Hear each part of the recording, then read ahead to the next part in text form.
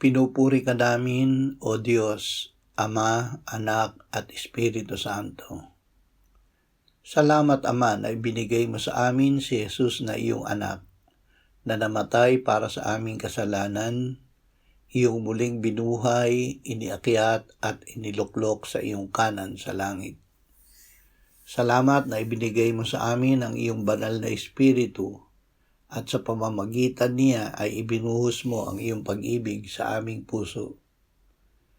Salamat na pinili mo na kami bago mo palikhain ang mundo na maging banal sa iyong paningin. Kami ay inampun mo na maging iyong mga anak sa pamamagitan ni Jesucristo.